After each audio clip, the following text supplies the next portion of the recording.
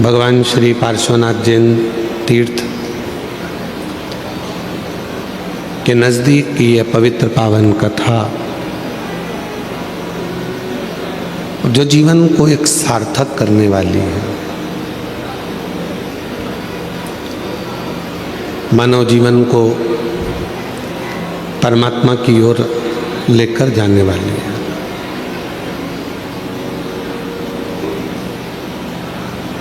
किस रूप में, कहाँ, कब, कैसे भगवान देवाधिदेव महादेव का दर्शन हो, किस रूप में भगवान शिव की भक्ति हमारे भीतर प्रवेश करे, ये वही जानता है। आप जिस कामना से, जिस भाव से भगवान शिव की पवित्र कथा का लाभ लेने के लिए आए हैं और जिस विश्वास के साथ इस पवित्र कथा को श्रवण कर रहे हैं, बाबा देवाधिदेव महादेव आप सभी की मनोकामना पूर्ण करें और भगवान आपकी झोली खुशियों से भरे।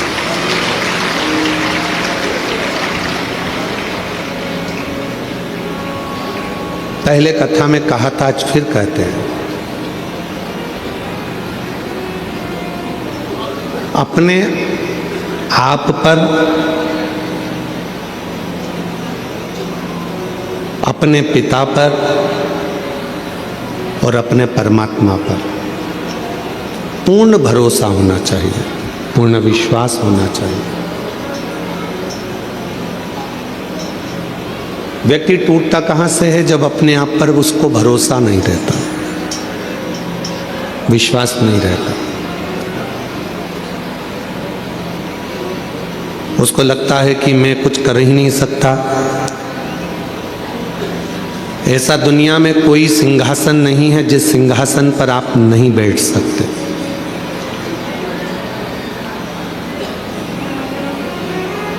दुनिया की ऐसी कोई कुर्सी नहीं बनी जिस कुर्सी पर आप नहीं बैठ सकते। दुनिया का ऐसा कोई पद नहीं बना जिस पद पर आप नहीं बैठ सकते। बस अपने आप में आपको पूर्ण विश्वास करना पड़ेगा और पूर्ण मेहनत करना पड़ेगा, पूर्ण परिश्रम।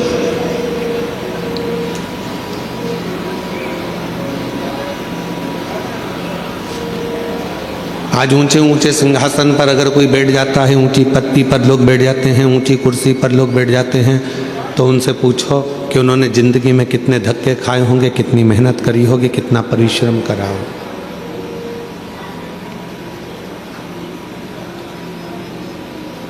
ऐसा कोई संसार में जन्म ही नहीं लिया जिसने पृथ्वी पर आने के बाद में कुछ मेहनत ना करी, जिसने मृत्यु लोक में आने के बाद में कोई संघर्ष ना किया हो, मेहनत ना करी।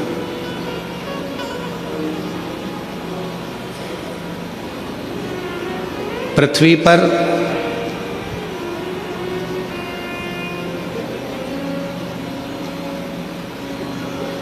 अमीर बनना बहुत सरल है।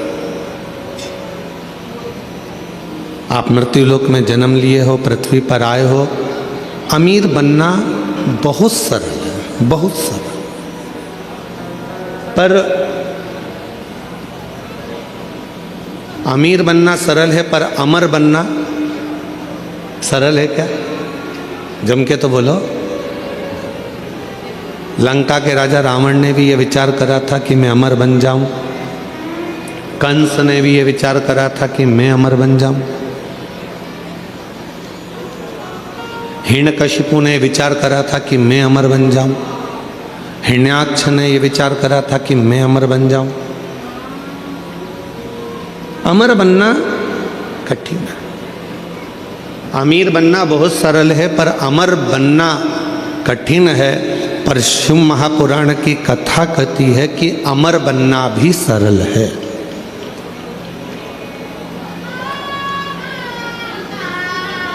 कैसे अमर हो सकते हो? जीवन मानव का मिला है, कोई अच्छा कर्म कर कर चले जाओ। मानव की देह मिली है, कोई ऐसा कर्म कर कर जाओ कि आप अमर हो जाओ, अमर।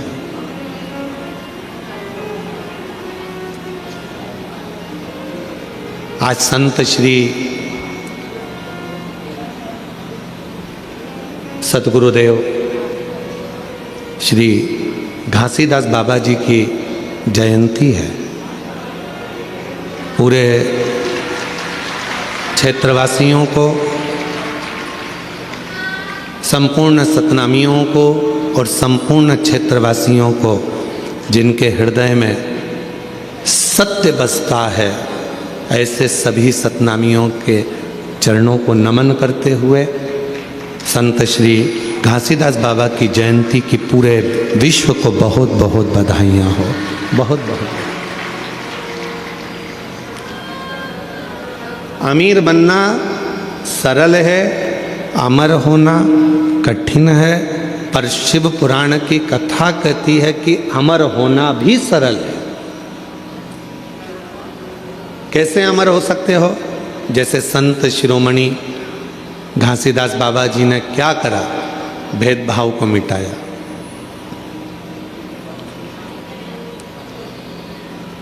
नारी के जीवन का आदर कैसे होना चाहिए, स्त्री का सम्मान कैसे होना चाहिए, संत श्री जगत गुरु गुरुदेव श्री घासीदास बाबा जी ने बताया। सत्य कैसा होता है, अहिंसा परमो धर्म का भाव कैसे होता है, सामाजिक समरसता कैसे होता है, जीवन में उलझनों से निकलने का साधन क्या हो सकता है।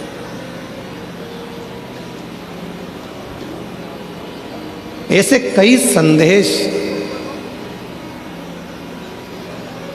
संत श्री गुरु घासीदास बाबा जी ने दिए, जिसको सतनामी समाज अपने अंदर धारण करती है। अब भले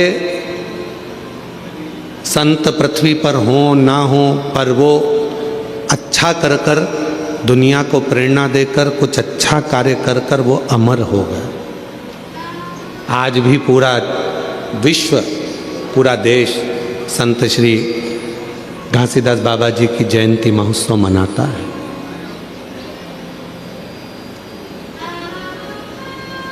अमर होना इतना कठिन नहीं है। जरूरी नहीं कि हमारा शरीर अमर हो, हमारा शरीर रहे तो हम अमर माने जाएंगे। शिव महापुराण की कथा कहती है, अगर अमर होना है तो उसके 4 तरीके बताए गए। उन 4 तरीकों में से कोई एक तरीका आपकी जिंदगी में उतार लो, आप अमर हो गए। कौन कौन अमर होना चाहता है? जम के तो बोलो। सब होना चाहते हो ना अमर? हम भी अमर होना चाहते हैं, ठीक है।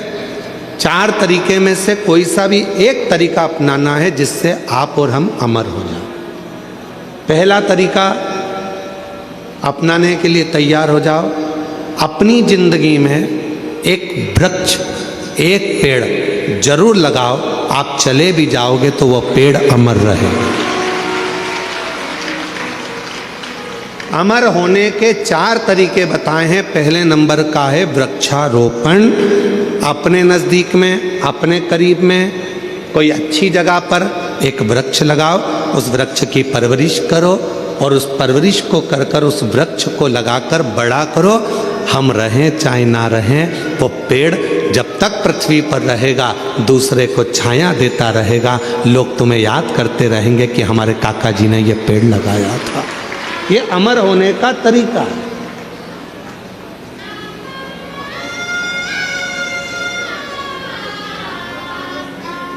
इसलिए अब की बार जो शिवरात्रि आ रही है, फरवरी के महीने में महाशिवरात्रि, उस शिवरात्रि का हमने नाम दिया है ग्रीन शिवरात्रि। ग्रीन शिवरात्रि का मतलब है कि अभी तक अपन ने शंकर जी को जल चढ़ाया, शिव जी की पूजन करी।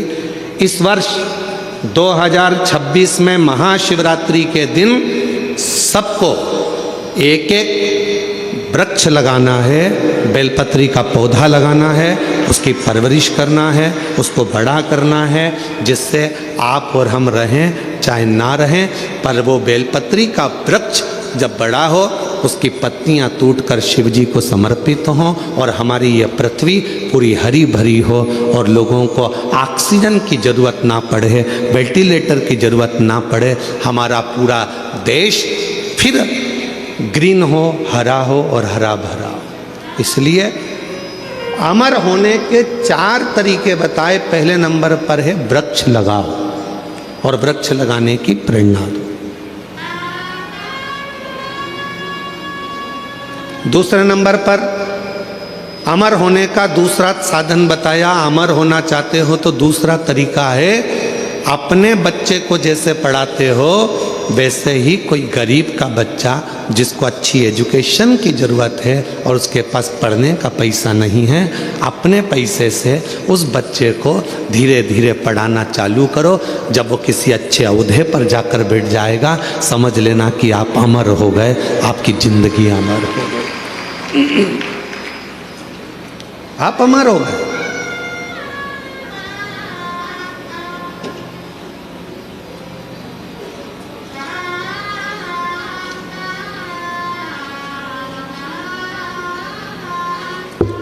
तुम्हारे मरने के बाद चौराहे पर तुम्हारा पुतला लगे चाहे ना लगे, तुम्हारे मरने के बाद घर के लोग तुम्हारा पुतला तुम्हारी जमीन पे लगाएं ना लगाएं, तुम्हारे मरने के बाद तुम्हारे घर के लोग तुम्हारा फोटो लगाएं चाहे ना लगाएं, पर अपने जीते जी ऐसा कर्म कर कर जाना कि मरने के बाद भी लोगों के दिल में तुम्हारी जगह बनी रहे, तो अमर हो।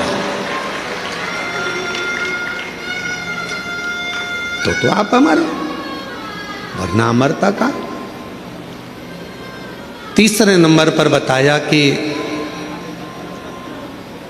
हृदय की मिठास, प्रेम लुटाते चलो, प्रेम देते चलो, अमर।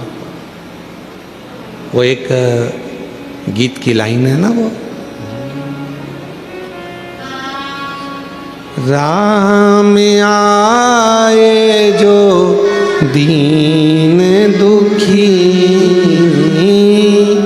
राम आए जो दीन दुखी, सबको गले से लगाते चलो। ये माइक की गंगा नहीं चल रहा है, बहाते चलो।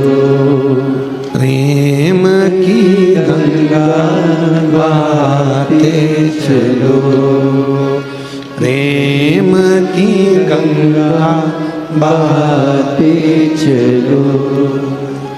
जोत से जोत जलाते चलो, जोत से जोत जलाते चलो। प्रेम की गंगा बहाते चलो, प्रेम की गंगा बहाते चलो। राह में आए जो दीन दुखी, राह में आए जो दीन दुखी, सबको गले से लगाते चलो। सबको गले से लगाते चलो। तीसरा साधन है, अपने व्यवहार को मीठा रखिए, प्रेममय रखिए, स्नेहमय रखिए, अच्छा रखिए, व्यवहार श्रेष्ठ रखिए। और चौथा साधन बताया, अमर होने का चौथा साधन, अपने बच्चों को अच्छा संस्कार देकर चलिए। जब वो बच्चे अपने संस्कारों में ढल जाएंगे तो समझ लेना कि आप अमर हो गए, आपके बच्चों के संस्कार के रूप में।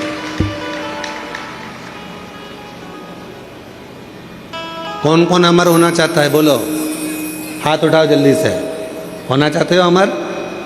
4 साधन में से कोई सा एक साधन ढूंढिएगा, या तो पेड़ लगाइए, या किसी बच्चे को शिक्षा अध्ययन कराइए, या अपने व्यवहार को सुधारिए, या अपने बच्चों को ऐसा संस्कारवान बना दो कि आप चले भी जाओ तो आपके बच्चे संस्कारित रहेंगे, तो आप अमर की अमर रहोगे।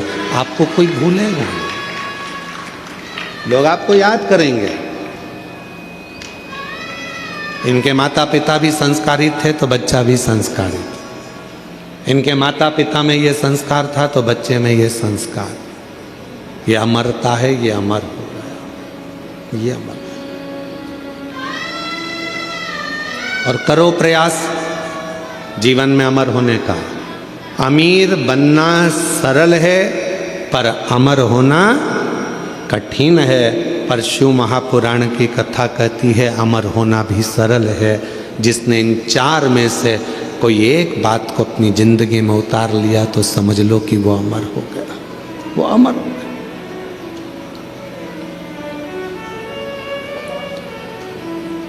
अच्छा करते चलो।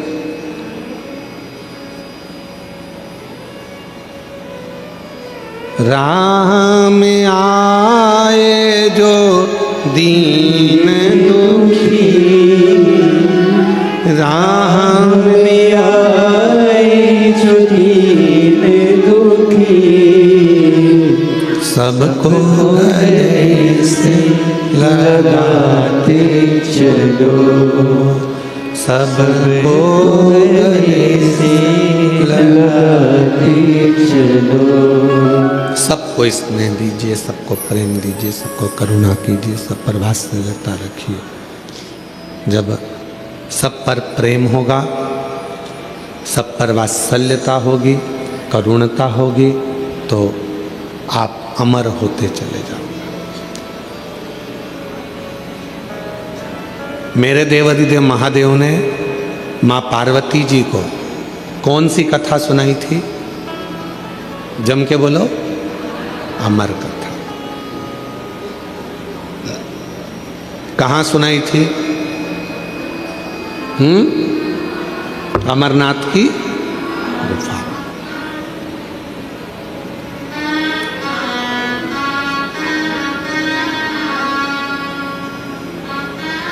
सर्प को सुनाई थी क्या? जम के बोलो, नहीं। चंद्र को सुनाई थी? नहीं। नंदी को? नहीं। मेरे भगवान देवाधिदेव महादेव ने अमर कथा सुनाई तो केवल मां आद्य शक्ति पार्वती को सुनाई।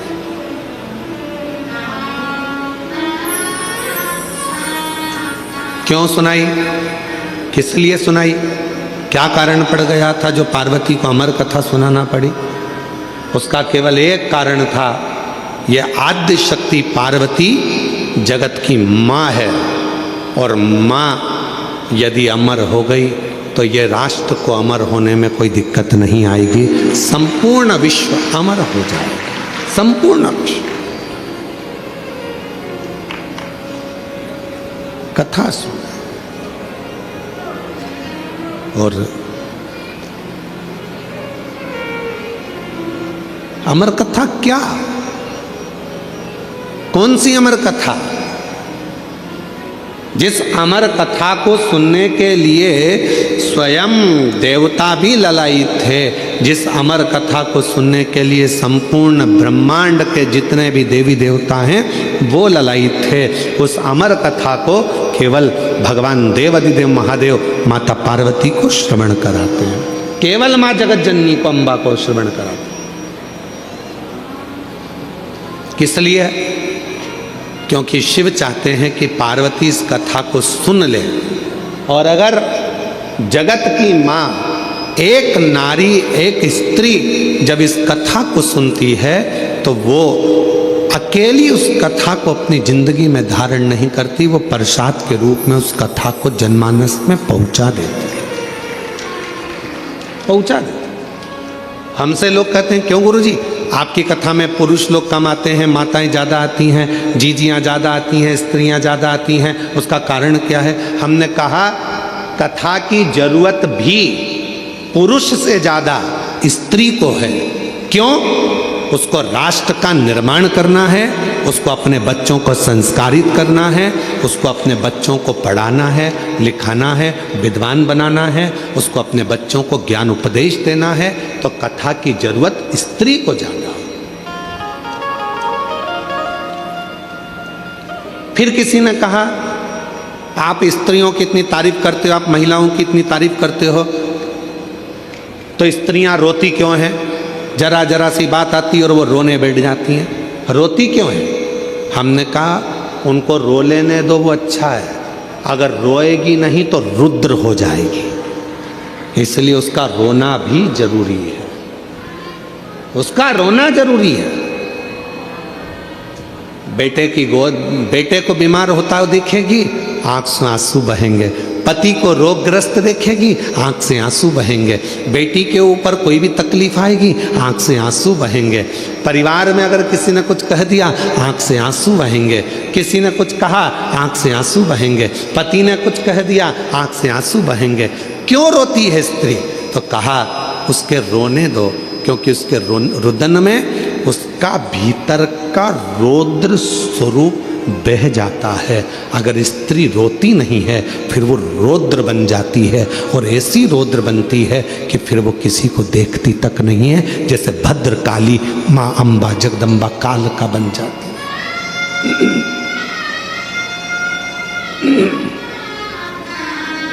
फिर वो भद्रकाली, वो काल का बन।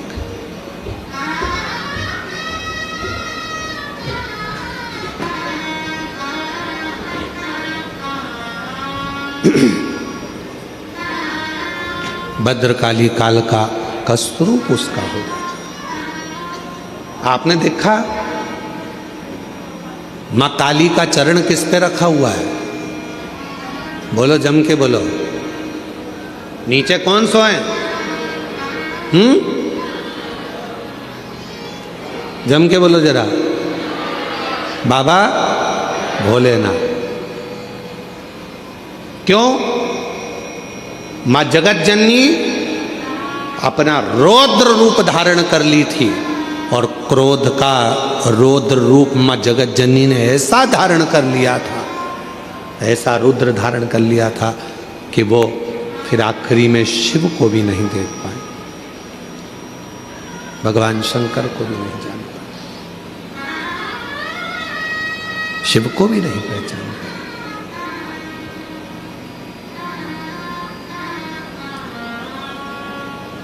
तो अमर कथा पार्वती जी को, अमर कथा केवल जगत जननी जगदम्बा अम्बा पार्वती को सुनाई दी। हाँ, कथा एक स्त्री के जीवन में जब आती है तो वो कथा को जनमानस को परोस देती है, परोस।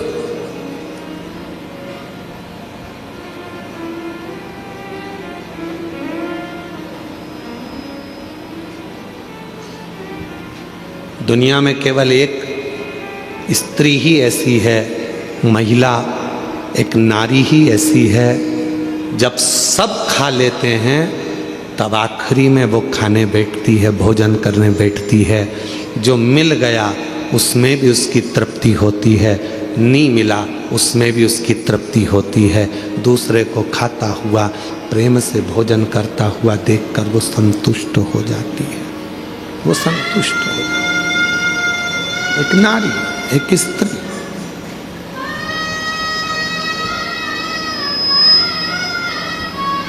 कल कथा चल रही थी भगवान देवादिदेव महादेव के मंथन की, और मेरे भोले बाबा ने कंठ में विष को रख लिया था और मां पार्वती जी ने उसको रोक लिया था अंदर उतरने से पहले।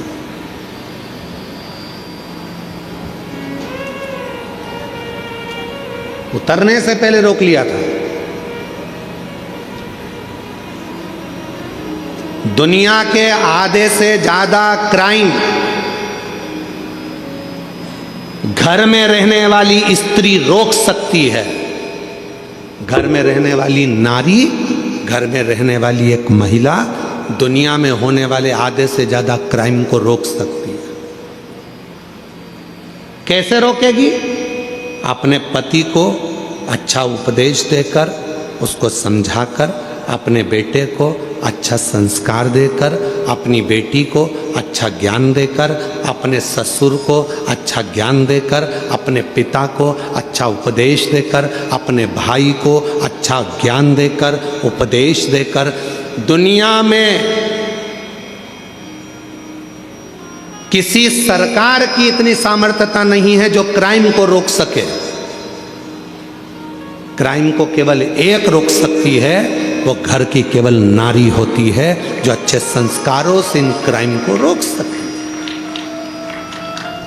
एक कथा बचपन में पढ़ने को मिली थी, शायद हमें उम्मीद है कि आपने छत्तीसगढ़ वासियों ने भी इस कथा को जरूर पढ़ा होगा।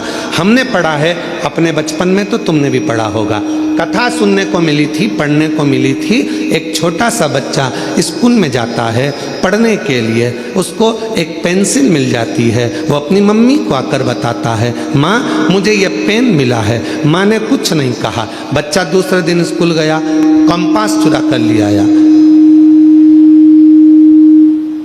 पेन का जो बॉक्स होता है बच्चा वो चुरा कर लेकर आ गया। माँ से कहा, माँ मैं आज बॉक्स लेकर आया हूँ। माँ ने कुछ नहीं कहा। थोड़े दिन बाद बच्चा एक किताब चुरा कर ले आया। माँ ने कुछ नहीं कहा। फिर बच्चा कॉपी चुरा कर लाया। माँ ने कुछ नहीं कहा। वो बच्चा धीरे धीरे धीरे धीरे धीरे धीरे एक नामी चोर बन गया। चोर बनकर एक दिन पकड़ा गया, थाने में बंद हुआ। पुलिस वालों ने उसको खूब मारा, अंदर बंद कर दिया। और बंद करने के बाद आखिरी में जज के सामने उसको खड़ा करा गया और उसको मृत्यु दंड की सजा मिल गई। मृत्यु दंड की जब सजा मिली तो उससे पूछा गया, तेरी अंतिम इच्छा क्या है? उसने कहा, मैं अपनी माँ के कानों में कुछ कहना चाहता हूँ, बस अंतिम इच्छा मेरी ये है। उसकी माता को बुलाया गया। उसके मरने के पहले जब माँ आई, उसकी माँ के कानों के अंदर उसने कुछ कहना चाहा। जाओ, तुम्हारा बेटा तुम्हारे कानों में कुछ कहना चाहता है।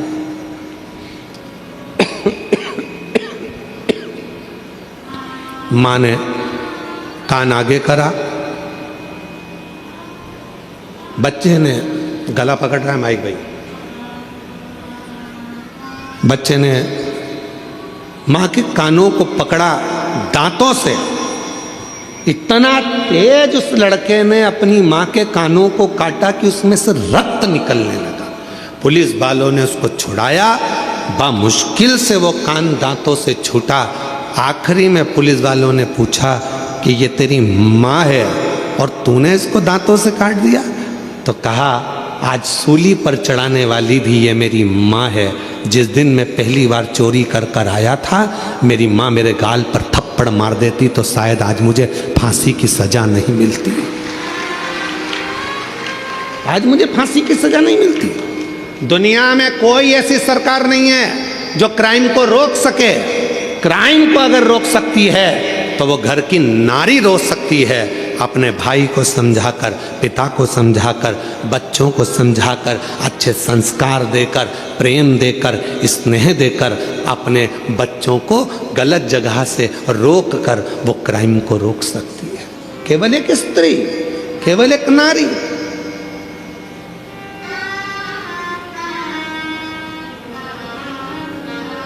उसको रोकना कठिन है, परंतु माँ रोक सकती है, स्त्री रोक सकती है, नारी रोक सकती है।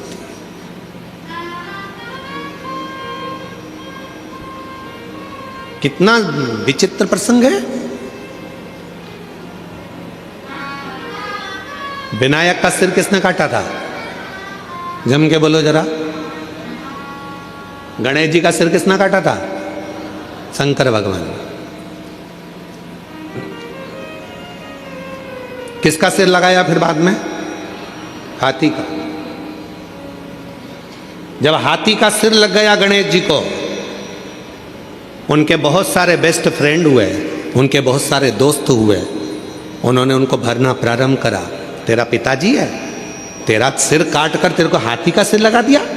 इंसान का लगा देते, मनुष्य का लगा देते, कैसा तेरा स्वरूप बना दिया। लोगों ने भड़काया। गणेश जी गुस्से में लाल होकर अपनी माता के पास गए। माँ, मेरे पिताजी ने मेरा सिर काट दिया, मेरे पिताजी ने मेरे साथ ऐसा किया, हाथी का मुख लगा दिया। कितना विद्रोह भरा था गणेश जी के अंदर कि तेरे पिताजी ने तेरा सिर काटा, हाथी का सिर लगा दिया। फिर माँ ने समझाया, बेटा तेरे पिताजी साधारण नहीं है, उनने बहुत सोचा होगा, उनको मालूम है कि दुनिया में सब कुछ हो सकता है पर कोई लंबोदर नहीं हो सकता है, इसलिए तुझे लंबोदर बना दिया। माँ ने समझाया। फिर दूसरी बार बारी आई, कार्तिकेय को बैठने के लिए मोर मिल गया, शिव जी को बैठने के लिए नंदी मिल गए, माँ जगत जननी को बैठने के लिए शेर मिल गया, सारे देवी देवता अच्छे अच्छे वाहन पर बैठ गए। आखिरी में गणेश जी को छोटा सा चूहा दे दिया। फिर दोस्तों ने भर दिया, माँ पिताजी को तो देखो, मेरे लिए चूहा दिया, दिख रहा था मेरा इतना बड़ा शरीर है, बैठने के लिए कोई अच्छा वाहन देना था, इतना छोटा सा चूहा दे दिया। माँ ने समझाया बेटे को, बेटे के अंदर विद्रोह उत्पन्न हो रहा था। माँ ने कहा, बेटा तेरे पिताजी समझदार हैं, उन्होंने चूहा इसलिए दिया, बड़े बड़े गाड़ियाँ ट्रैफिक में फंस सकती है पर मोटरसाइकिल और साइकिल कहीं से भी निकल सकती है, इसलिए तुझे छोटा वाहन दिया गया, छोटा वाहन दिया गया। गणेश जी खुश हो गए, माँ ने समझा दिया, नहीं तो विद्रोह तो कब का चालू हो जाता। फिर आया बारी, अब की बारी आई कि पृथ्वी की परिक्रमा कर कराना है। माँ सब ने कहा, तेरे पिताजी को मालूम था कि तेरे पास चलने के लिए कुछ नहीं, इतना छोटा सा चूहा कितने दिन में पृथ्वी की परिक्रमा करेगा। पिताजी को मालूम था कार्तिकेय जीतेगा, उसको प्रथम गिनती में ला दूंगा। पर गणेश जी, तेरे पिताजी ने तेरे साथ चाल चल। गणेश जी को विद्रोह आया, माँ के पास गया, माँ देखो पिताजी ने ये कोई बात बोलना चाहिए कि पृथ्वी की परिक्रमा जो करेगा पहले वो प्रथम गिनती में आएगा। अब तो मेरे पास तो इतना छोटा सा चूहा धीरे धीरे चलेगा, कब तक पृथ्वी की परिक्रमा करेगा। माँ ने समझाया, बेटा तेरे पिताजी हैं, वो जानते हैं कि तू इतने बड़े चूहे पर बैठकर पूरी पृथ्वी की परिक्रमा नहीं कर सकता, इसलिए तेरे पिताजी ने मेरे कानों में कह दिया था कि एक काम कर, गणेश जी को बोल देना पूरी पृथ्वी की परिक्रमा ना करे तो माता पिता की परिक्रमा कर लेना, फल प्राप्त हो जाए।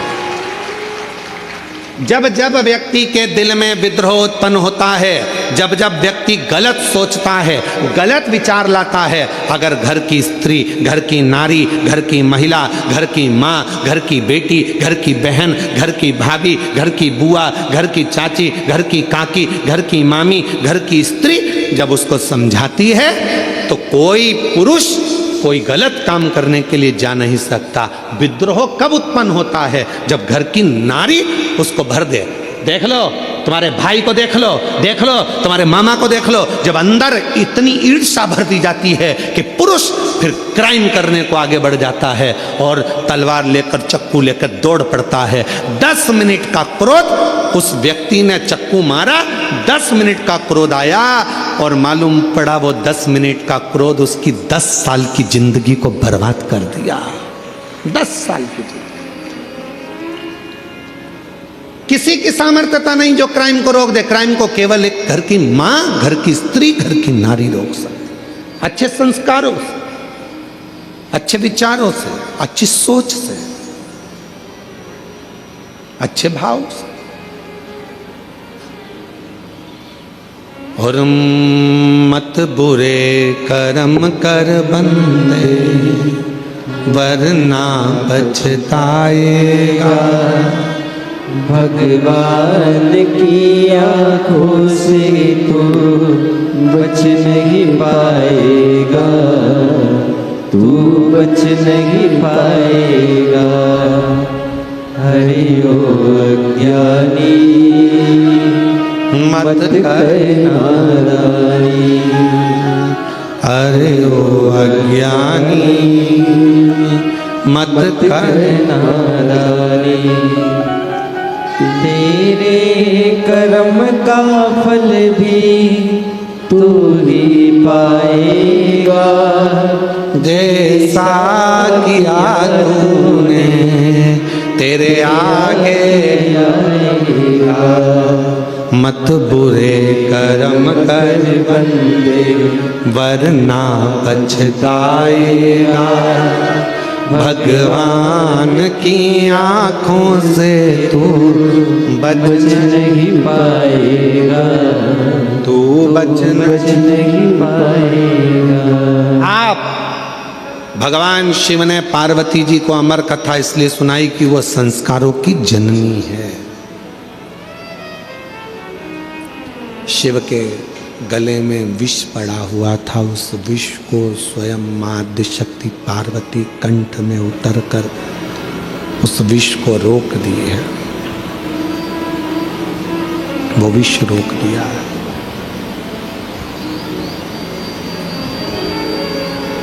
अगर वो विष नीचे उतर जाता तो भगवान शंकर जी के प्राण, क्योंकि हलाहल विष था,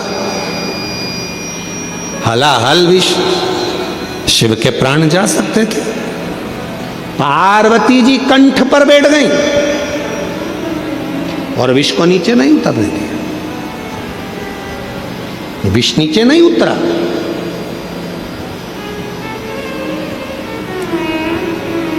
अपने को खुद समझना है, अपने को खुद साधना है।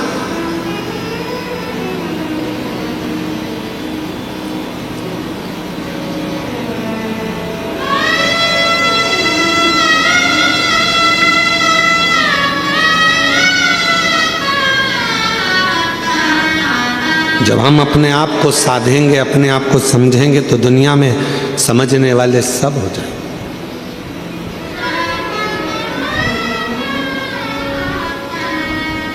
कई माताओं की आदत रहती है, वो अपने बच्चे को हमेशा डांटती रहती है, तेरे बस का कुछ नहीं है, कुछ नहीं कर सकता तू, कुछ नहीं कर सकता तू, अकल नहीं है इसमें। कभी मत बोलो अपने बच्चे को कि इसमें अक्ल नहीं है, वो विद्वान नहीं है, वो नहीं पढ़ सकता, ये कभी ना बोली।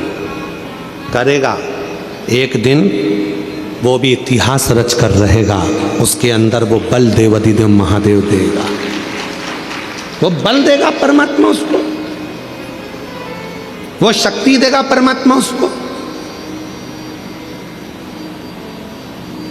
कैसे नहीं हो सकता?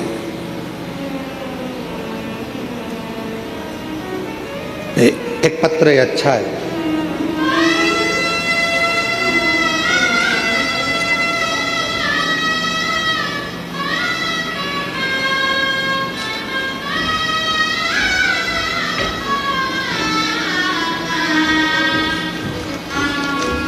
मीना चौहान, पति यशवंत चौहान, बेटे का नाम पंकज चौहान, स्थान कसारीडीह, कन्हैयापुरी, दुर्ग।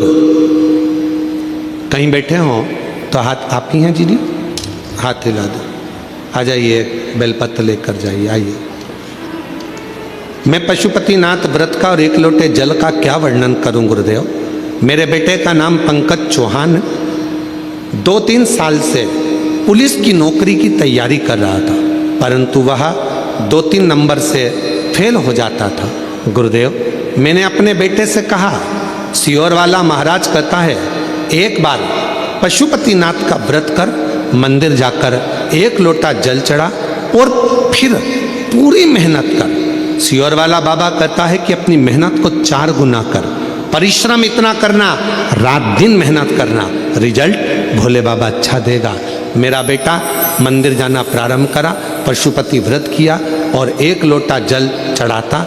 फिर वह बाबा की ऐसी कृपा हुई, उसने एग्ज़ाम दिया और बाबा की कृपा से 16/12/2025 को बाबा की कृपा से जो उसने पूर्व में एग्ज़ाम दिया था उसमें उसने क्लियर करा और 16/12/2025 को उसका ज्वाइनिंग लेटर आ गया और मेरे बेटे का पुलिस में नौकरी लग गया। मैं बाबा को प्रणाम करने के लिए यहाँ आई, बाबा को नमन करने के लिए।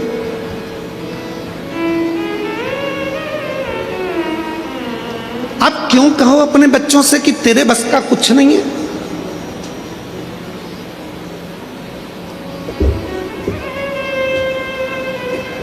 कभी अपने बच्चे से मत कहो कि तेरे बस का कुछ नहीं है।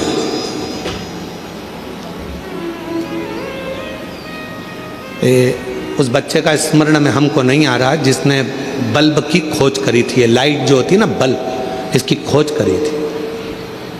तो उसके स्कूल से उस बच्चे के लिए लिखकर एक लेटर दे दिया गया था और कह दिया था तुम्हारा ये बच्चा बहुत ज़्यादा विद्वान नहीं है, अक्ल नहीं है, मूर्ख है, इस बच्चे को तुम अब कभी स्कूल मत भेजना, इसको निकाल दिया गया। माँ को लाकर लेटर दिया तो माँ ने पढ़ा, बच्चे ने पूछा माँ इसमें क्या लिखा है, माँ ने कुछ नहीं बताया, कहा तुम्हारा बेटा पढ़ने में बड़ा होशियार है, हमारा स्कूल इस बच्चे के लायक नहीं है, बच्चे के लायक हमारा स्कूल नहीं है। बच्चे ने कहा माँ फिर मैं कहाँ पढ़ूंगा? माँ ने कहा तू मेरे पास पढ़ना, घर में पढ़ना। माँ ने अपने बच्चे को इतना पढ़ाया, इतना विद्वान बनाया कि वो बच्चा खुद एक अच्छा साइंटिस्ट बनकर बल्ब की खोज कर लेता है और पूरे विश्व को प्रकाशमय कर देता है।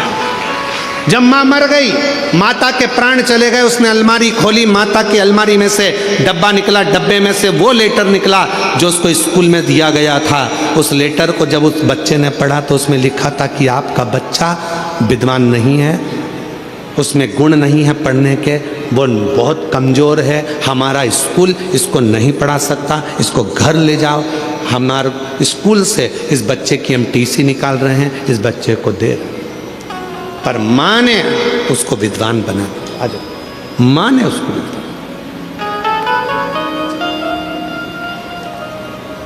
अब ये माँ है ना, इनने भी अपने बेटे से कहा ना कि वो सियोर वाला बाबा कहता है मेहनत को 4 गुना करो, पढ़ाई रात दिन करो, 2-4 नंबर से अगर रुक रहे हो फिर मेहनत करो। और इतनी मेहनत करवाई अपने बेटे से कि आज बेटे का पुलिस में सिलेक्शन हो गया। एक बार जोरदार ताली, बधाई, एक बार जोरदार ताली बजाओ, खूब खूब बधाई आपको। एक माँ, एक घर की स्त्री, एक घर की नारी कभी ना कहे अपने बच्चों से कि इसमें विद्वत्ता नहीं, इसमें ज्ञान नहीं, ये कुछ नहीं कर सकता, करेगा।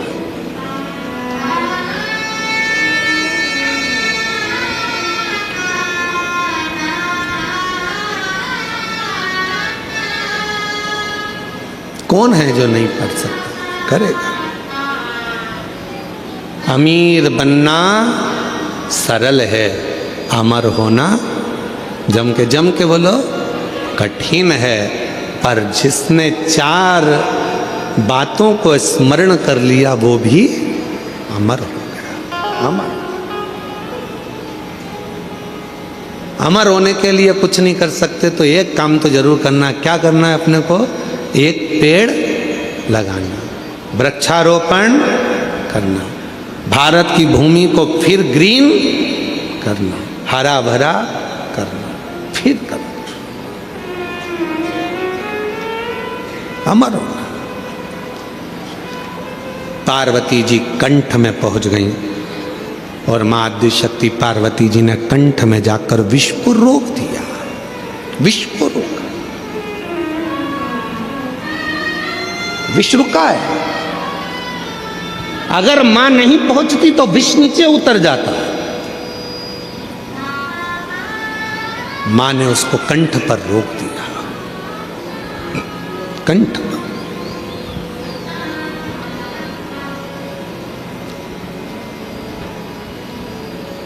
मेरी जीजियों, मेरे जीजाओं, मेरी बेटियों, बेटाओं, मेरे बुजुर्ग माँ बाप, एक बात का स्मरण अपने अंदर रखिएगा।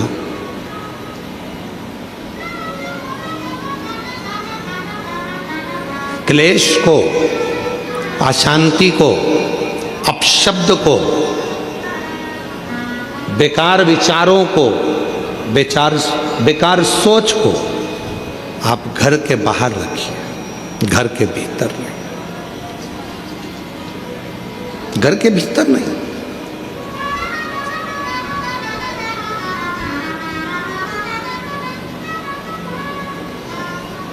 हम हमारे घर को घर बना रहने दें। कई लोग अपने घर को बहुत बहुत बहुत विचार कर कर होटल बनाने का प्रयास कर रहे हैं, पर निवेदन है कि घर को होटल ना बनाए, घर को होटल ना बनाए। हम बेटियों से भी कई बार कहते हैं आप अपने माता पिता के द्वारा पढ़ते हो, माँ बाप आपको पढ़ाते हैं, माता पिता अच्छी शिक्षा दिलवाते हैं, माता पिता कॉलेज पहुंचाते हैं, माता पिता अच्छे आपको कपड़े पहनाते हैं, माता पिता आपको खूब संभाल कर रखते हैं, खूब खूब व्यवस्था करते हैं। और जब आप बड़ी हो जाती हो, बड़े हो जाते हो, अच्छे कॉलेज में पढ़ जाते हो, आपकी जॉब लग जाती है, आप अच्छा कमाने लगते हो, फिर आप सोचने लगते हो कि अब मुझे मेरे माँ बाप की जरूरत नहीं।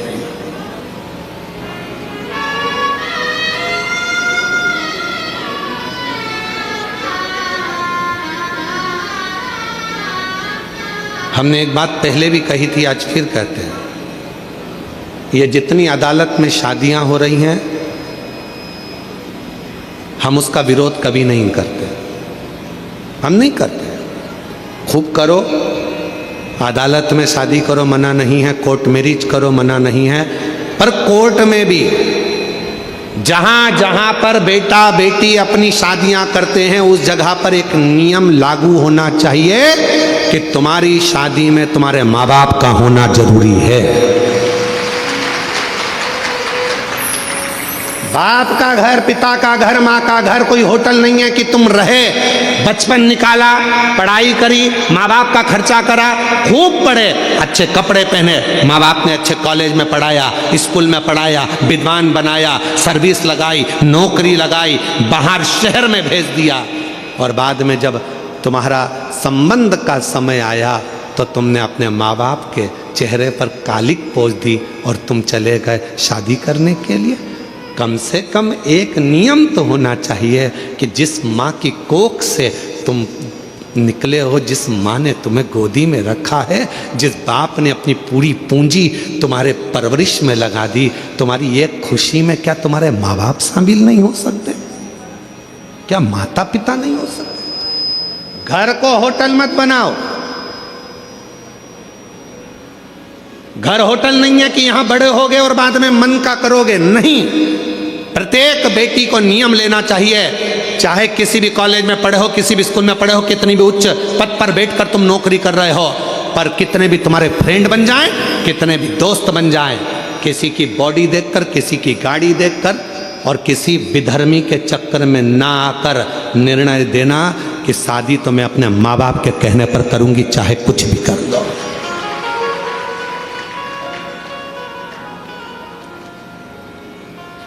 अभी हम लोग बस्तर कथा करने के लिए गए तो एक गांव में हम लोग पहुँचे, जिस गांव में हमने जाकर थोड़ा सा मालूम करा तो बड़ा विचित्र खेल हमको मालूम पड़ा। विचित्र खेल था, थोड़ा मन पछोट गया उस खेल को देखकर।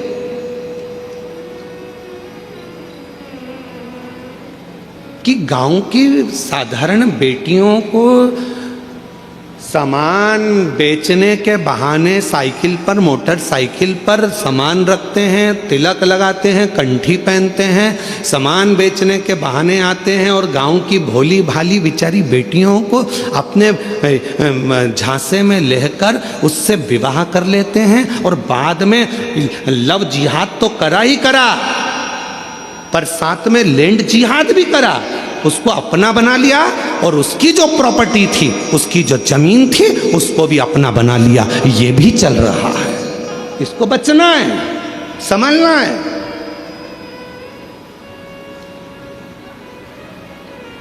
वो लव जिहाद का शिकार तो हुई, सामने लैंड जिहाद का भी शिकार हो रही है।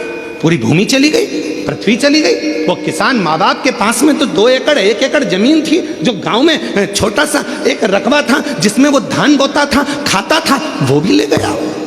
और अब वो बेचारा किसान खेत में जाके कोर्ट में केस लड़ रहा है। समझिए, सावधान इंडिया, सावधान मेरे छत्तीसगढ़ की जीजियों, सावधान। भले तुम में छत्तीसगढ़िया सबले बढ़िया, जय जोहार। तुम में वो बल है, एक अंदर से संकल्प लो कि हम, हमारे घर की बेटियां संकल्प ले कि कभी भी हम हमारे माँ बाप को धोखा नहीं देंगे, हम हमारे माँ बाप को कन्यादान का मौका देंगे।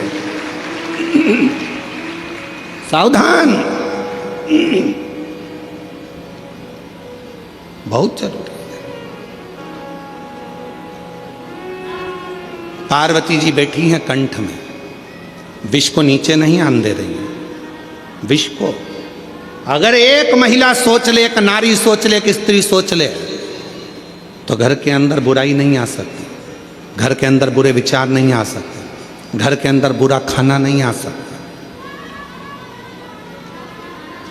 घर के अंदर बुराई बुरा खाना नहीं।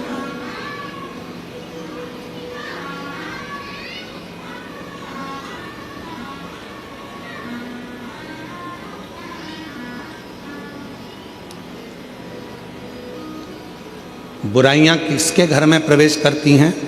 जहां बुरे विचार इकट्ठे होना चालू हो जाते हैं। बुरे विचार। कितने लोग बैठे हैं यहां पर जो रोज नहाते हैं?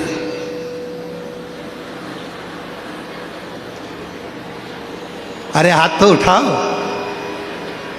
सब नहाते हो? चल रखो, बहुत अच्छी बात।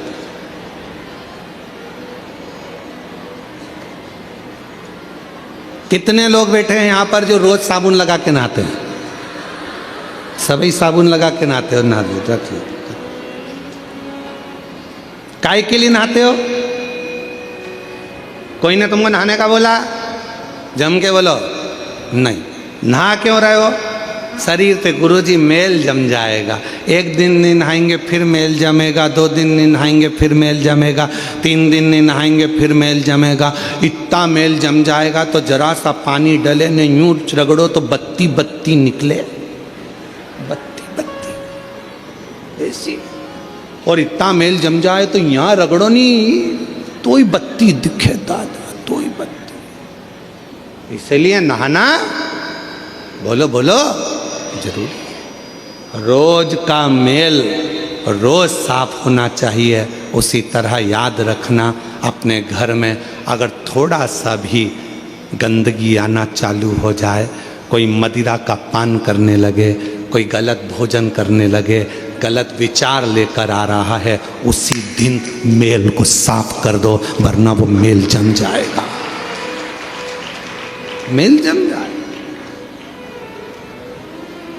वो मेल जमेगा। काय से आए हो आप लोग यहाँ पर कथा सुनने के लिए? पैदल, मोटरसाइकिल से, 4 व्हीलर गाड़ी से, बस से? बोलो तो जम के। मान लो बीच में मोटरसाइकिल खराब हो गई या उसका पेट्रोल डीजल खत्म हो गया तो क्या करोगे? उसमें नली का पानी डाल लोगे? अरे बोलो तो जम के। नहीं, अगर नली का पानी डाल लो तो मोटरसाइकिल चले कि नहीं चले? अरे बोलो तो नहीं चले। क्या करेगी वो? अटक जाएगी। चलेगी क्या मोटरसाइकिल? नहीं चले। कौन बोल रहा है? नहीं, इधर से एक छोटा बच्चा बहुत प्रेम से बोल रहा है। कौन बोल रहा है? हाँ, आजा, दौड़ के आजा मेरे पास। आजा, दौड़िया, तू भी आजा, आजा, दौड़ के, जल्दी दौड़ के आजा।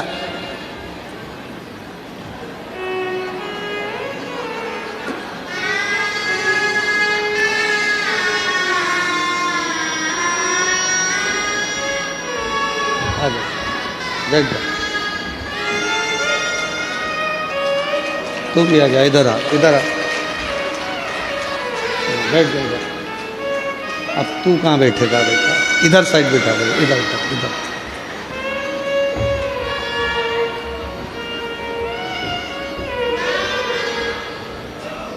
बेटा इसको बैठ जा, बैठ जा, बैठ जा। नहीं बैठना, इसको उतार दो, उतार दो, इसको उतार दो। नहीं, गिर जाएगी, इसको उतार, इसको उतार, उठा, तू बैठ जा इधर। मोटरसाइकिल नाली के पानी से चलेगी? नहीं। जम के बोलो जरा। नहीं। नहीं चलेगी। गाड़ी नाली के पानी से चलेगी? नहीं। नहीं चलेगी। तो ये शरीर दारू से चलेगा? नहीं। नहीं चलेगा। चलेगा? नहीं। नहीं चलेगा।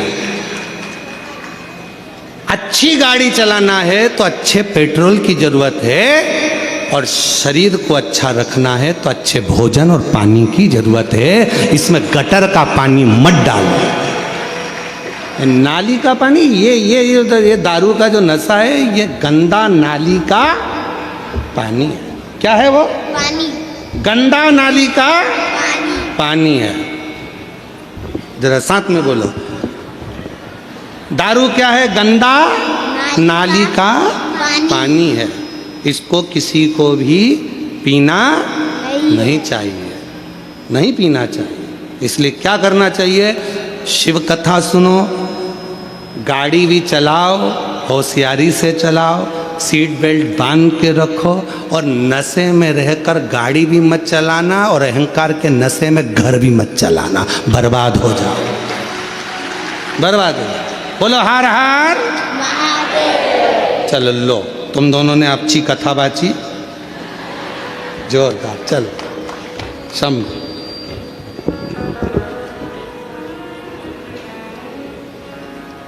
सीख लो, और नहीं हो तो चुल्लू भर पानी। इतने इतने से बच्चे सीख दे रहे हैं कि गंदी नाली का पानी मत पियो। जब नाली का पानी पीने के बाद तुम रोड पे सही नहीं चल सकते तो क्या घर खाक चलाओगे? समझ जाओ, थोड़ा सतर्क हो जाओ, सावधान सावधान। छत्तीसगढ़ पुलिस तो हमेशा एक अभियान चलाती है नशा मुक्ति के लिए, और आज से नहीं, हमको यहाँ आते आते कई साल हो गए। हम जब से यहाँ आ रहे हैं तब से हम देख रहे हैं कि छत्तीसगढ़ पुलिस एक नशा मुक्ति के लिए एक अभियान चलाती है। एक बार छत्तीसगढ़ पुलिस के लिए भी जोरदार ताली बजाकर साधुवाद। नशे से मुक्त हो। आज जरा जरा से नव युवक बेटा बेटी नशे में ग्रसित हो रहे हैं। फिल्मों का निर्माण ऐसा हो रहा है जिनमें बेटा बेटियों को भी नशे में धुत बताया जा रहा है, प्रेरणा दी जा रही है कि आप भी नशा करो, पर नशे से मुक्त हो। नशे से आपका परिवार ठीक नहीं चल सकता, श्रेष्ठ नहीं चल सकता। आज संत श्री गुरुदेव घासीदास बाबा जी की जयंती महोत्सव पर जितने बैठे हो और जितने विश्व के लोग इस पवित्र शिव महापुराण की कथा को सुन रहे हैं, संत श्री घासीदास बाबा जी ने अपनी प्रेरणा में कहा है, सतनामी समाज को प्रेरणा दी है, अपनी समाज को प्रेरणा दी और जनमानस को प्रेरणा दी है कि नशे से मुक्त होना। इसलिए आज सारा जगत इस कथा के माध्यम से अंदर संकल्प करे कि आज के बाद कभी भी हम जिंदगी में किसी गलत व्यसन को धारण नहीं करेंगे। आज से हम व्यसन का त्याग करते तो समझो कि संत श्री गुरुदेव घासीदास बाबा जी की जयंती हमने मनाई। गलत विचारों को छोड़िए, गलत सोच को छोड़िए। माँ जगत जननी पार्वती जी कंठ में बैठ गई, विष को नीचे नहीं उतरने दिया, विष नीचे ना आए।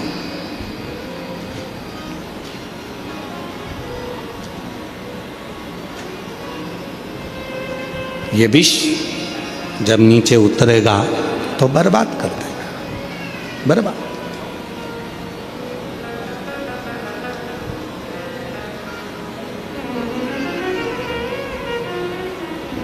अपने भीतर शिव तत्व को उतारने का प्रयास करो, अपने भीतर।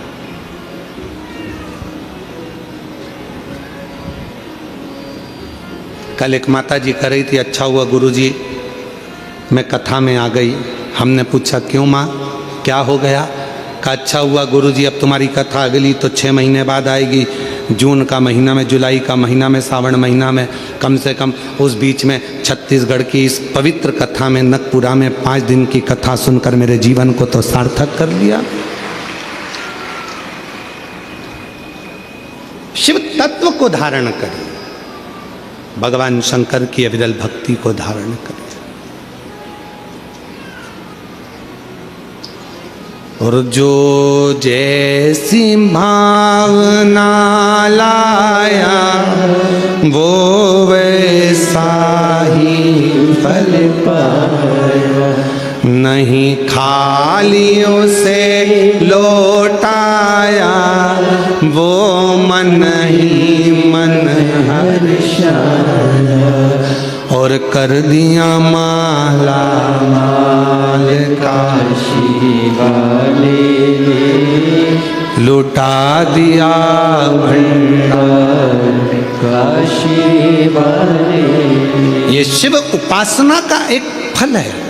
आपका विश्वास, आपका भरोसा, आपकी दृढ़ता। भरोसा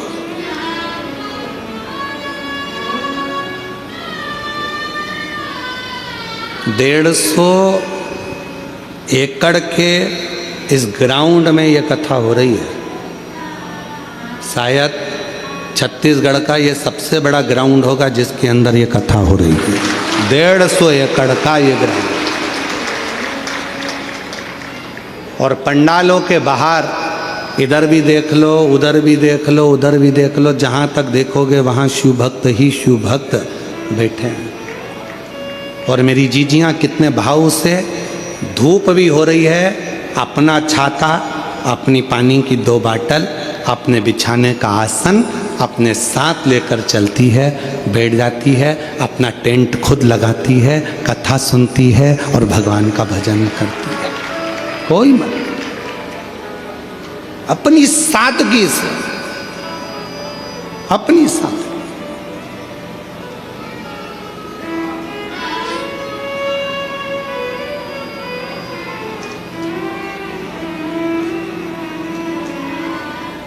और शिव कथा कर रही है पार्वती मैया अपने शिव जी के कंठ में जाकर बैठ गई। जब माँ जगत जननी कंठ में जाकर बैठी, माँ पार्वती विश्व को संभाल रही थी, तभी माता पार्वती ने अपनी 10 विद्याओं को प्रकट किया। और 10 विद्या में से एक विद्या माँ तारा देवी को प्रकट कर लिया। माँ तारा देवी ने देखा शिव तो करहा रहे थे, कंठ पर जब विष पड़ा हुआ था शंकर भगवान करहा रहे थे, और जब करहा रहे थे तो माँ तारा देवी ने उसी समय पर माँ सरस्वती का आवाहन किया। और तारा देवी के ही एक अंश भाव से, माँ जगत जननी के अंश भाव से माँ सरस्वती जैसे ही प्रकट हुई, कंठ में बैठ गई, बैठकर स्वर की नाद करने लगी। स्वर की, देखिएगा जरा, 2 हुए हैं, एक शंकर भगवान का भक्त और एक स्वयं देवाधिदेव महादेव। 2 हुए हैं जिन्होंने दर्द में भी गीत गाया, जिन्होंने दर्द में भी गीत गाया। एक लंका का राजा रावण पर्वत उठा रहा था, हाथ दब गए, भगवान देवाधिदेव महादेव ने अपना अंगुष्ठ का थोड़ा सा भाग नीचे करा, और वो हाथ जब दबे रावण के हाथ टूटने लगे, तो रावण ने भगवान को पुकारना प्रारंभ करा, स्तुति गाना प्रारंभ करी, शिव के लिए भजन गाना, नाद करना, तांडव का एक आनंदमय स्वरूप भगवान शिव को पुकारना प्रारंभ करा। तो भगवान शंकर पीड़ा में भी भजन गुनगुना रहे थे, तो शिव की कृपा हो गई। अभी शंकर भगवान के कंठ में विष है, पार्वती माता ने झेल लिया, तारा देवी ने, आद्य शक्ति ने, विद्या ने स्वयं मां सरस्वती को विराजमान कर दिया और कहा कि तुम स्वर भरिए, इस नाद से पूरी पृथ्वी, पूरा ब्रह्मांड हिलने लगेगा, ये पूरा ब्रह्मांड कांप जाएगा, पूरा ब्रह्मांड।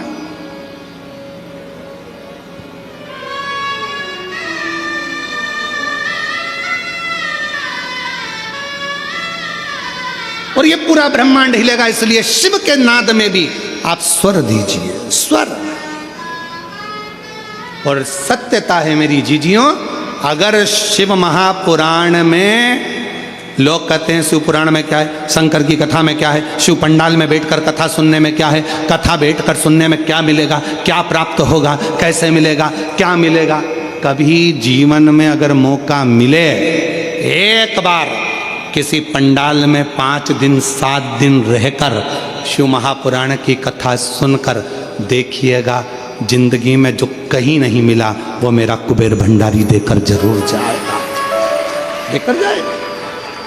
जब तो ये 150 एकड़ का इतना बड़ा प्रांगण, 150 एकड़ की ये भूमि, और जिसमें इतना विशाल पंडाल, और पंडाल के पार पार पब्लिक और भक्त क्यों आए?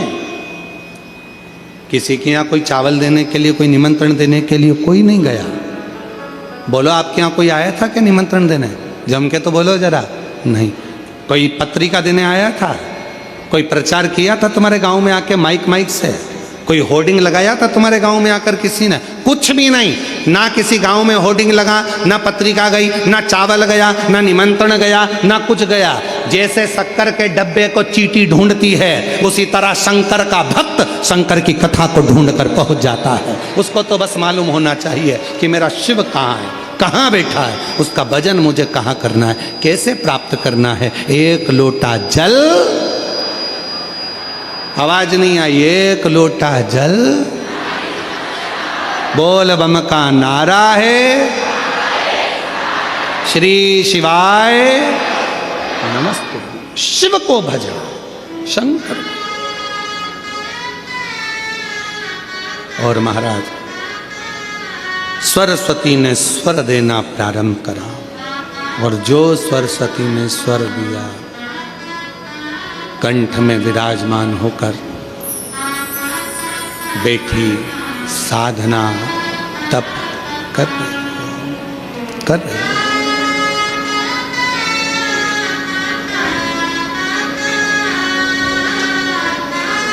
भगवान शिव भक्ति का एक नाथ।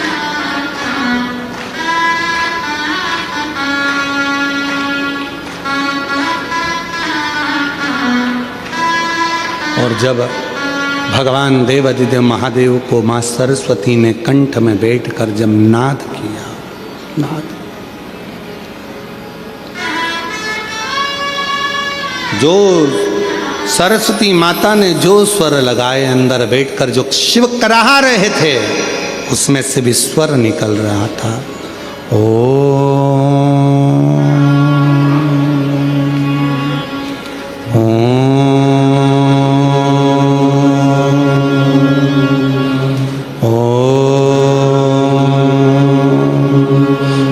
उस कराहने में भी स्वर निकल रहा है, शिव के शब्द निकल रहे हैं, स्वर। विश्व रुका, रुक गया, विश्व रुक गया। पार्वती जी की आंख से आंसू बह रहे थे। मेरे पति के शरीर में अगर ये विष चले जाता तो मेरे पति तो समाप्त हो जाते। पार्वती जी विचार कर रहे, ये पार्वती जी सोच। पर आज मेरे पति के कुछ नहीं हुआ, क्योंकि मैंने विष को रोक दिया। मेरी जीजियों, आपसे भी निवेदन है, अपने घर में आने वाले विष को, अपने घर में आने वाले गलत भोजन को, गलत विचारों को, गलत सोच को, गलत दृष्टि को आप रोक सकती हो। रोको, रोकिए।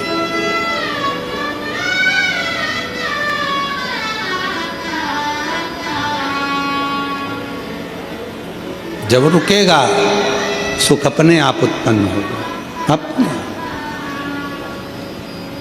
आनंद अपने आप उत्पन्न होगा, उसको रोकिए। बाबा देवादिदेव महादेव को अपने मन का भाव कहिए, दिल से प्रार्थना करिए, विनय करिए, निवेदन करिए, विनय करिए, विनती करिए। जहाँ जगह मिले वहाँ बैठकर बाबा को अपने मन का भाव कहिएगा, प्रार्थना करिएगा, विनय करिएगा। 5 दिवसीय शिव महापुराण की कथा 17 तारीख से 21 तारीख तक जनकपुरा जिला दुर्ग छत्तीसगढ़ में चल रही है। ये कथा 21 तारीख को विराम हो जाएगी, फिर 24 तारीख से 28 तारीख तक पौधार स्कूल के पास JP infra complex Hatkesh Mira road east Mumbai में शिव महापुराण की कथा 5 दिवसीय प्रारंभ हो जाएगी। उसके बाद में 4 तारीख से 10 जनवरी तक सूरत गुजरात में शिव महापुराण की कथा रहेगी। फिर 16 से 22 जनवरी तक बड़ौदा गुजरात में शिव महापुराण की कथा रहेगी। फिर 5 से 9 फरवरी तक नांदेड़ महाराष्ट्र में शिव महापुराण की कथा रहेगी। फिर 11, 12 और 13 3 दिवसीय शिव महापुराण की कथा डबरा मध्य प्रदेश में रहेगी। फिर 14 से 20 फरवरी सीहोर में रुद्राक्ष महोत्सव रहेगा। ऐसे ही कथाओं के क्रम निरंतर हैं, जो बाबा की कृपा से आप और हम टीवी चैनल के माध्यम से श्रवण कर रहे हैं। भाव से बाबा को प्रार्थना करिए, विनय करिए, निवेदन करिए। जो आस लेकर विश्वास के साथ आप बाबा से विनय करने आए हैं, बाबा को अपने मन का भाव कहिएगा, साथ में बोलिएगा। आपकी आवाज़ व्यासपीठ तक, व्यासपीठ और आपकी आवाज़ देवाधिदेव महादेव तक पहुँचे, ये कामना से बाबा से प्रार्थना करिए।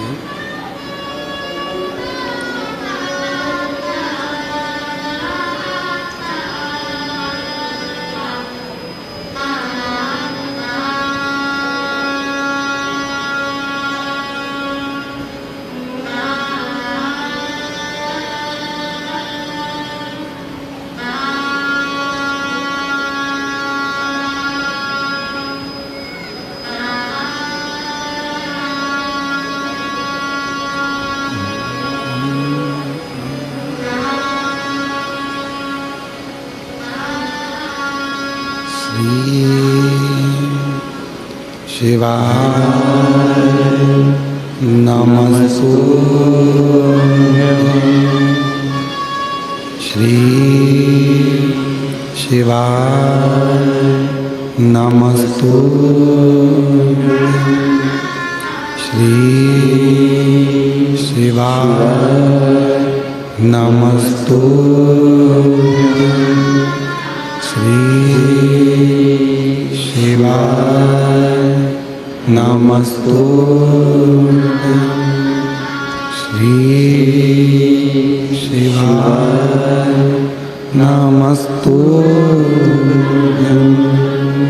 भोला सब दुख काटो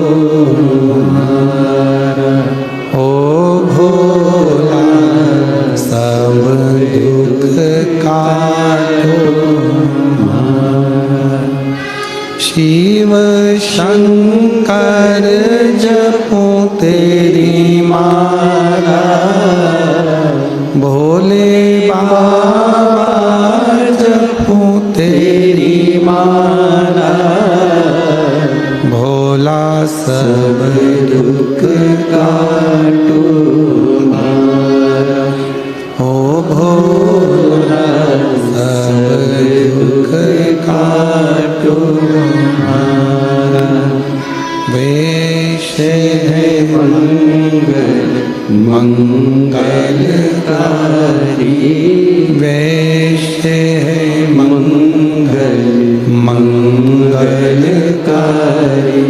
शमशान वासी हमारा, शमशान वासी हमारा। ओ भोला सब दुख काटो हमारा, ओ भोला सब दुख काटो हमारा।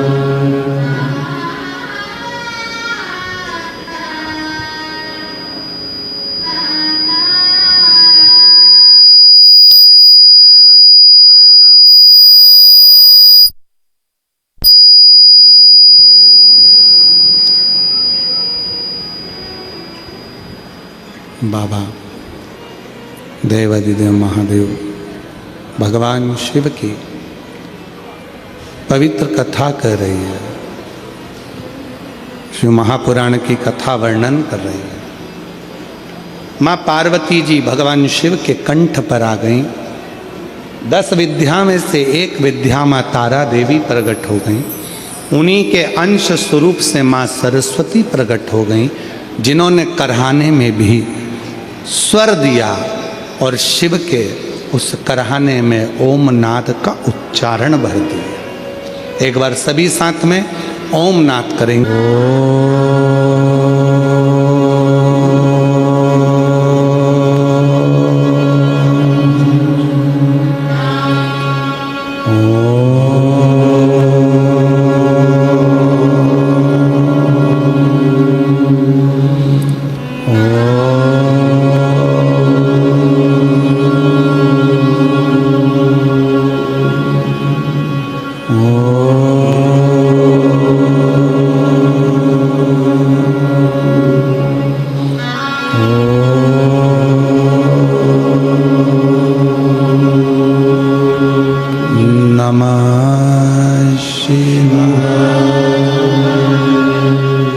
शिव कथा कह रहे हैं, भगवान शंकर का स्वरूप कह रहा। सरस्वती मैया कंठ में बैठ गई। क्या भरा था कंठ के अंदर? विष। जिस कंठ में विष भरा है उस स्थान पर मां सरस्वती विराजमान होकर स्वर दे रही थी। माता का विष के कारण पूरा नीला स्वरूप हो गया, पूरा नीला स्वरूप। जैसे शिवजी का एक नाम नीलकंठ महादेव है, नीलकंठेश्वर महादेव। शिव का एक नाम नीलकंठ महादेव है। वो सरस्वती मैया का स्वरूप भी नीला पड़ गया, नीला स्वरूप। महाराज, जैसे ही मां सरस्वती सामने प्रकट हुई, कंठ से सम्मुख में आई, पार्वती जी ने देखा कि सरस्वती का तो स्वरूप नीला है। जो श्वेत वस्त्र, श्वेत हंस, श्वेत रूप धारण करती है, आज वो नीली पड़ी हुई है। नीली? पूछा पार्वती जी ने, तुम्हारा ये स्वरूप कैसे हो गया? कहा, कंठ में विष था, उस विष की तपन के कारण मेरा ये कलर हो गया, मैं शाम हो गई, मैं नीली पड़ गई, नीली, उस विष के। शिव जी प्रकट सामने आए, नील सरस्वती का दर्शन किया और दर्शन कर कर भगवान देवाधिदेव महादेव ने कहा, हे सरस्वती, तुम मेरे कंठ में बैठकर नीली पड़ गई हो, नील पड़ गई। आज से तुम्हारा नाम नील सरस्वती के रूप में पूजा जाएगा। 2 सरस्वती हुई हैं। एक जो ब्रह्मा जी के पास में आप माता ब्रह्माणी के रूप में मां सरस्वती का दर्शन करते हो, कराए आप लोगों ने? फोटो देखा है मां सरस्वती का? जम के तो बोलो, सबने करा है ना? एक सरस्वती माता का वो स्वरूप, और एक मां सरस्वती का वो स्वरूप जो कंठ में रहकर माता का कलर नीला पड़ गया, जिसको मां नील सरस्वती के नाम से पुकारा जाता है। बोल मां नील सरस्वती माता की। जो माता का कलर नीला पड़ गया, मां नीले स्वरूप में हो गई, मां नील सरस्वती। महाराज, ऋषि वशिष्ठ जी ने सबसे ज्यादा यदि साधना किसी की करी है तो मां नील सरस्वती की करी है, मां नील सरस्वती। और पूरे भारत में केवल उज्जैनी सांदीपनी ऋषि बाबा की भूमि, महाकाल राजा की धरा एक ऐसी है जहाँ पर पूरे भारत में केवल एक मंदिर ही मां नील सरस्वती का बाग देवी का मंदिर आज भी उज्जैनी में अवंतिकापुरी में विराजमान है। पूरे विश्व में, पूरे भारत में केवल नील सरस्वती का एक ही मंदिर है जो अवंतिकापुरी में बाग देवी माँ सरस्वती का, नील सरस्वती का मंदिर है। आज पूरे भारत केवल एक सरस्वती है जिनका स्वरूप नीला है, जिनकी आराधना ऋषि वशिष्ठ जी ने करी है, जिनकी तप साधना, जिनकी आराधना स्वयं भगवान देवादिदेव महादेव कहते हैं, सुनो हे जगत जननी पार्वती, हे तारा, 10 विद्याओं में से तुम एक विद्या हो और तुमने इस सरस्वती को प्रकट किया है, तुम्हारा ही स्वरूप है। मैं वर देता हूं जो इस नील सरस्वती की आराधना, साधना, स्मरण, स्तोत्र जप करेगा, पाठ करेगा, उच्चारण करेगा, उसको कभी ज्ञान की, कभी बुद्धि की, कभी विवेक की, कभी कमी ना हो, कभी कमी। मेरी जीजियों,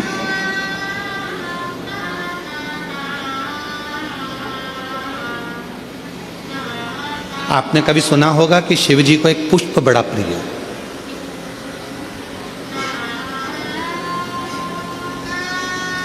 शायद आप लोगों के इधर है कि नहीं हमको नहीं मालूम, पर शिव जी को एक पुष्प बड़ा प्रिय है जिसको शंख पुष्पी पुष्प कहते हैं, जिसको अपराजिता का पुष्प भी कहते हैं। आप लोगों के इधर है कि नहीं वो हमको नहीं मालूम है, पर एक बेल चलती है, उस बेल पर वो नीले कलर का पुष्प होता है, शंख जैसी उसकी आकृति होती है और नीला पुष्प होता है, नीले कलर का। आप लोगों ने देखा है? किस किस ने देखा? जरा हाथ उठाओ सब लोग।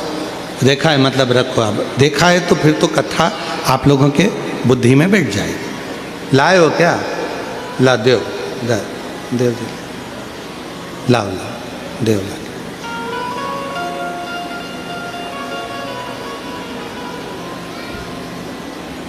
हाँ लिया लिया, आ जाओ आ जाओ।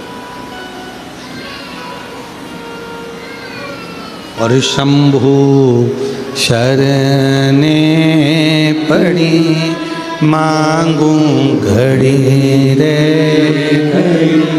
दुख काटो दया करी शंभु शरण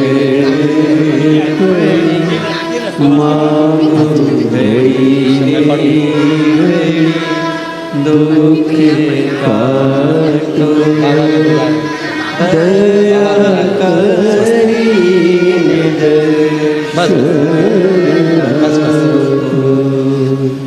कैसा नीला कलर का पुष्प होता है, देखो। छोटा है थोड़ा हमारे हाथ में, ये फूल का बेटा है, ठीक है, पूरा फूल नहीं है, ठीक है, फूल का बेटा है ये छोटा सा। अच्छा दिख रहा है? काय आस्था वालों दिखाओ तो सही, दिखाओ जरा बाजू में, और थोड़ा सा पास कर दो तो सबको नजर आ जाएगा। ठीक गया? शंख पुष्पी, अपराजिता भी बोला जाता है इसको, ठीक है। हर हर विराजो विराजो। तो एक पुष्प अपन कहते हैं, हमारे भगवान देवादिदेव महादेव को, भगवान शंकर को बड़ा प्रिय है ये पुष्प। अब किसी से पूछा जाए, आप कह रहे हो कि शंकर भगवान को ये नीला फूल, ये शंख पुष्पी भगवान शिव को इतनी प्रिय क्यों है, भगवान शंकर को इतनी प्रियता क्यों है? कोई से पूछे तो वो बताए चाहे ना बताए, पर शिव महापुराण का संवाद कर रहे हैं। कंठ में स्वयं मां जगत जननी ने 10 विद्या में से एक मां को याद किया और माँ तारा का एक स्वरूप माँ सरस्वती के रूप में विराजमान हो गया। कंठ में रहने से विष की तपन के कारण, कंठ में रहने से विष की तपन के कारण उनका स्वरूप नीला पड़ गया। और जब उनका स्वरूप नीला पड़ गया तो भगवान देवाधिदेव महादेव ने कहा, सुनो पार्वती, संसार के लोग, भूमंडल में रहने वाला यदि कोई भी मानव जिसकी विवेकता, बुद्धि, विचार, सोच, ज्ञान थोड़ा सा भी अगर उसमें कम है तो वो नील सरस्वती का यदि आवाहन करे, माँ नील सरस्वती स्तोत्र का पाठ करे, माँ नील सरस्वती की स्मरण करे, तो उसकी विवेक, उसकी बुद्धि तीव्र होती है, श्रेष्ठ होती है। और सुनो पार्वती, यदि मान लो कोई नील सरस्वती का स्तोत्र का पाठ नहीं कर पाए, आराधना नहीं कर पाए, साधना नहीं कर पाए, स्मरण ना कर पाए, अगर कोई बच्चा एक शंख पुष्पी पुष्प को समर्पित कर कर जलाधारी पर और एक लोटा जल यदि वो समर्पित करता है और उस जल का आचमन कोई बच्चा नित्य प्रति करता है तो वो बच्चा धीरे धीरे विद्वत्ता धारण करता ही जाता है। जो याद करता है वो भूलता नहीं। ये मां नील सरस्वती की कथा है। दो सरस्वती का दर्शन आपको और हमको होता है, दो सरस्वती का स्मरण आप और हम करते हैं। एक सरस्वती जो स्वयं श्वेत वस्त्र धारण करी है, हंस पर बैठी हैं और बड़े आनंद के साथ में माँ सरस्वती का सुंदर स्वरूप है। पर एक सरस्वती ऐसी हैं जो नीला उनका स्वरूप है और नील सरस्वती के रूप में उनकी पूजन होती है। माँ नील सरस्वती। महाराज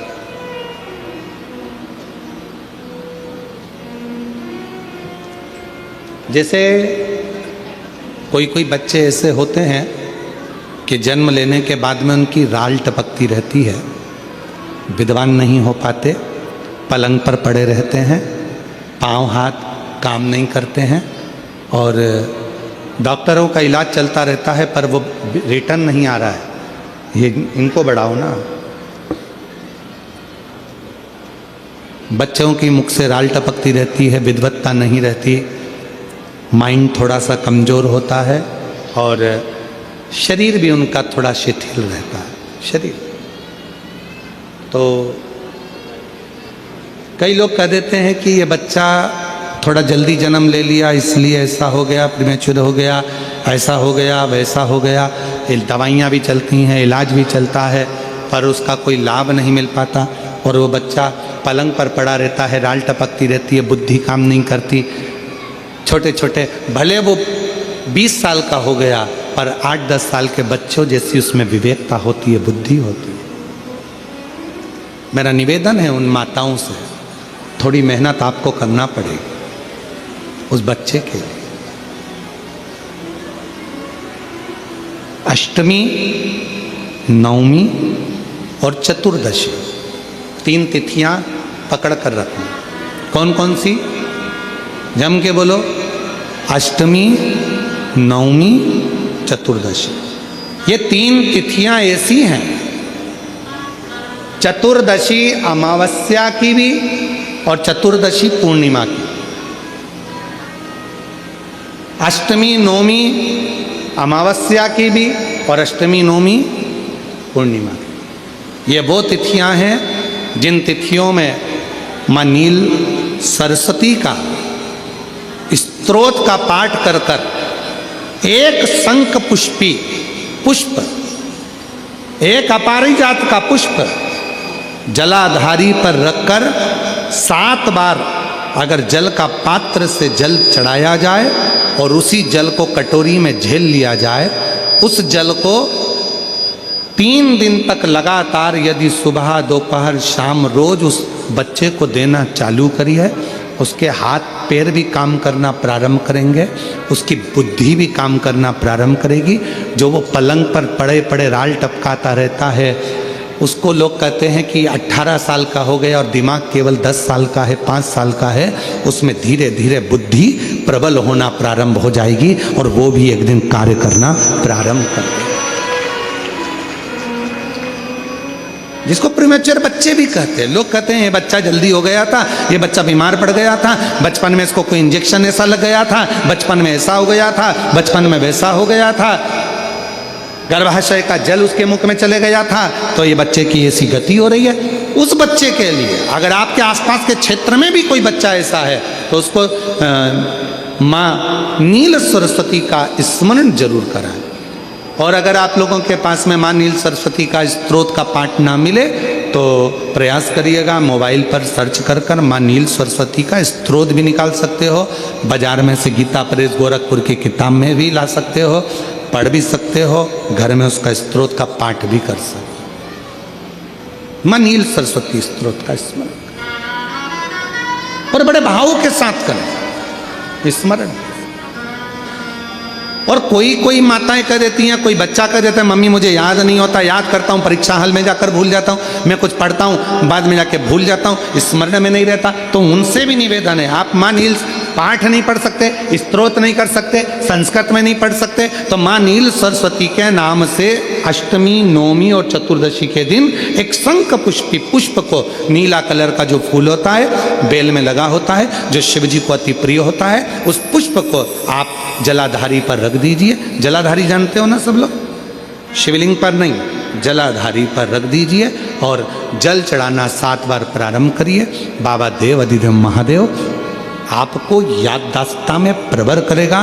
परीक्षा हॉल में जितना तुम याद कर कर गए हो, अच्छी मेहनत कर कर गए हो, तो भूलोगे नहीं, तुम्हारी बुद्धि तीव्र होती चली जाएगी, प्रबल होती चली।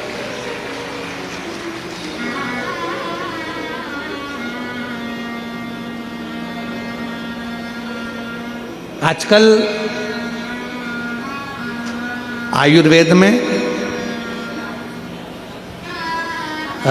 आप लोग अगर आयुर्वेदिक दवाइयाँ लेते होंगे, आयुर्वेद वालों के पास यदि जाते होंगे, तो वो भी अगर बच्चा पढ़ने में कमज़ोर है, बुद्धि से कमज़ोर है, तो उसको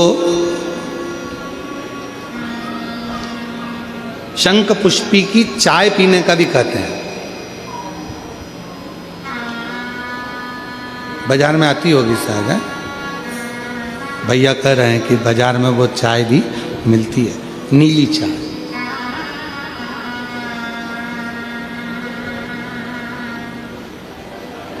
महाराज याददाश्ता के लिए, उसको प्रबल करने के लिए लोग शिव कथा कर रही। कौन सी सरस्वती? जम के बोलो, जम के जरा, पूरा तो नाम बोलो, माँ नील सरस्वती। तुमने डायरेक्ट कह दिया नील सरस्वती।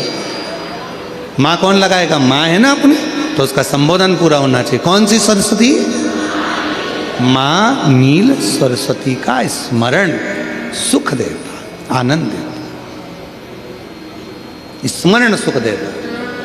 और हम तो यहाँ तक कहेंगे अपने अपने घर में अगर हो सके तो ये शंख पुष्पी का एक पौधा लगा लो। ऐसा होता है वो पौधा बढ़ते जाता है, ऐसा नहीं कि सूखता है, और बढ़ता है। बच्चे लोग सुबह से उठेंगे और बच्चे लोग उठकर उस पौधे में से फूल तोड़ेंगे और शंकर भगवान को समर्पित करेंगे, तो वो पुष्प भी बच्चों के जीवन में विद्वत्ता प्रदान करेगा। वो शंख पुष्पी का पुष्प होगा। हर हर महादेव। एक आनंद, एक पत्र है, अच्छा है, देखो।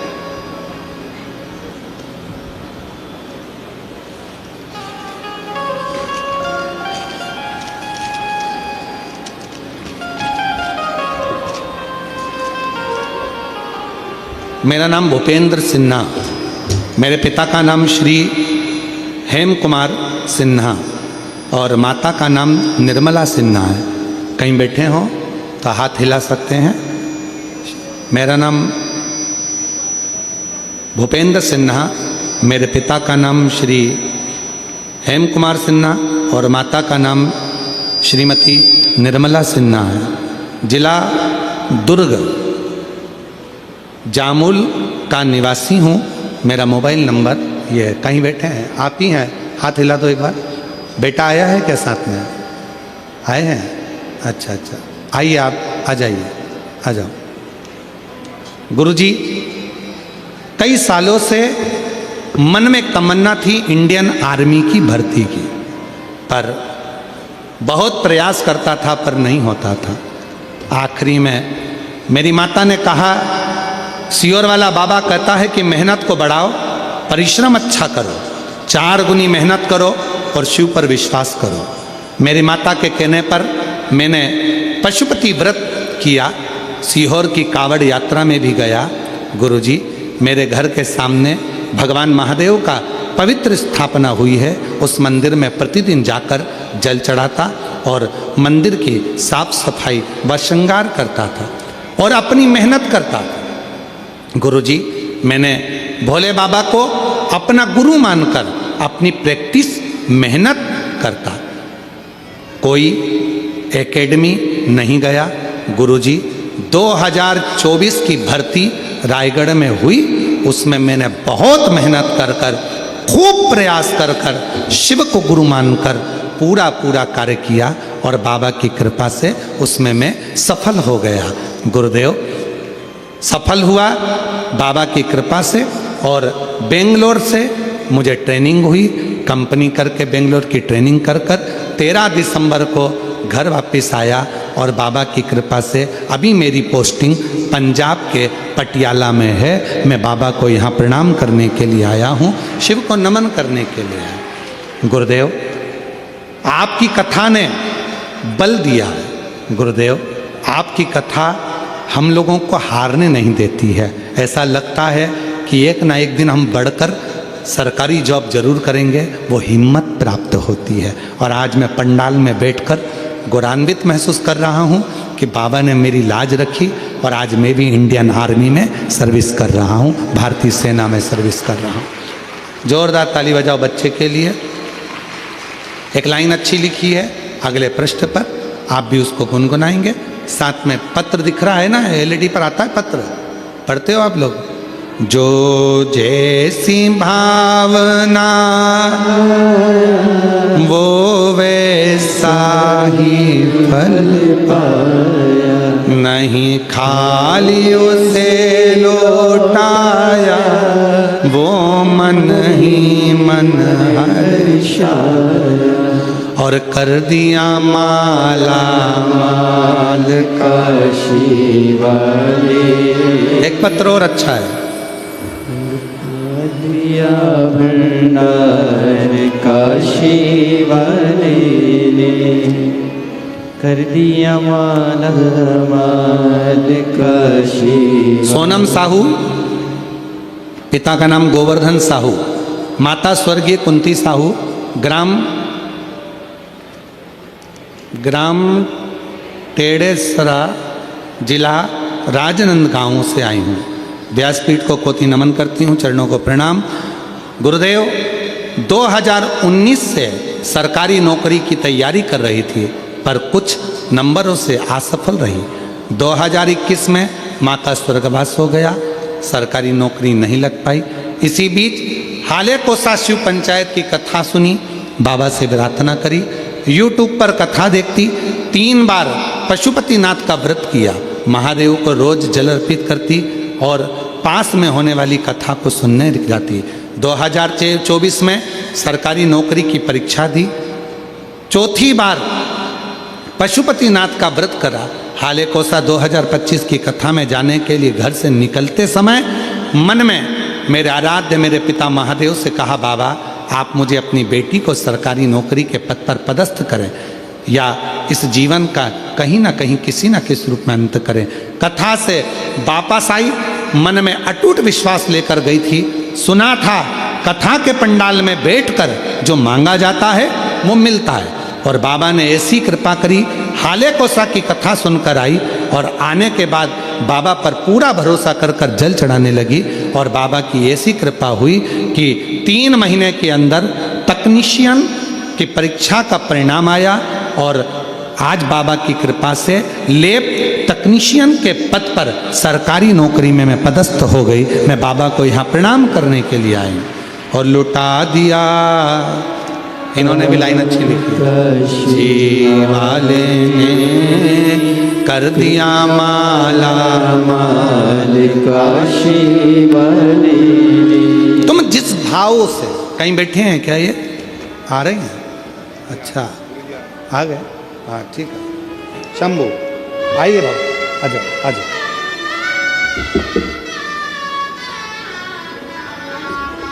जो जैसी भावना लाया हो वैसा ही फल पाया, नहीं खाली उसे लौटाया।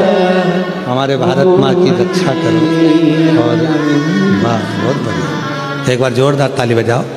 बेटे का भारतीय आर्मी में, भारतीय सेना में हुआ है और पंजाब बठिंडा उसका नौकरी का आया है वहाँ का। जोरदार ताली बजाकर साधुवाद करें। माला माल काशी वाले, लुटा दिया भंडार काशी वाले ने। कर दिया माला माल काशी वाले, कर दिया माला माल काशी वाले ने। आप जितनी कोई कहे वो दूसरी बात, पूर्ण भरोसे के साथ आ जाओ।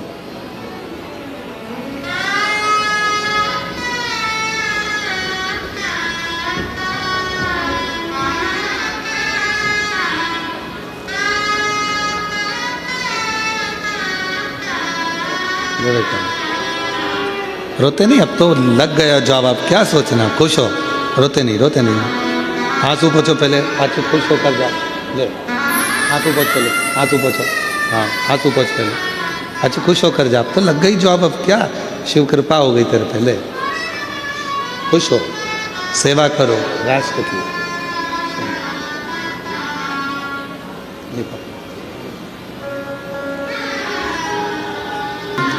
श्री शिवाय नमस्तु,